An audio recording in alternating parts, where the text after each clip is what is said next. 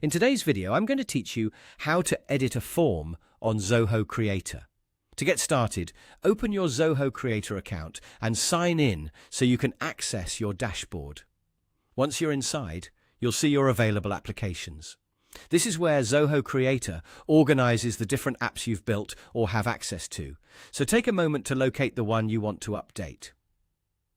Next, click on the application that contains the form you want to edit. Make sure you're selecting the correct app, especially if you manage multiple projects, because each application can contain several forms and workflows.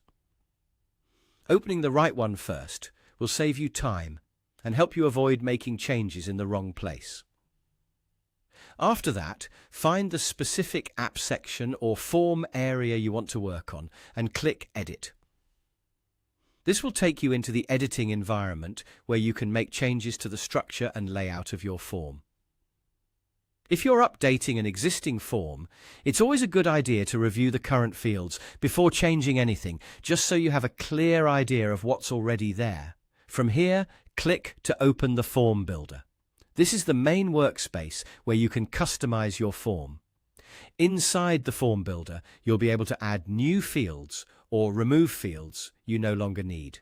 This is useful if your data collection process has changed, or if you simply want to make the form cleaner and easier for users to complete. To add fields, simply drag the selected fields into the form. Zoho Creator uses a drag-and-drop interface, which makes the process very visual and straightforward. As you place each field, think about the order in which people will fill out the form. Keeping related fields together can make the form easier to understand and improve the overall user experience. If there are fields you no longer want, you can remove them directly from the builder. While making changes, it helps to keep the form simple and relevant. Too many unnecessary fields can make a form feel overwhelming, so only include the information that's actually needed.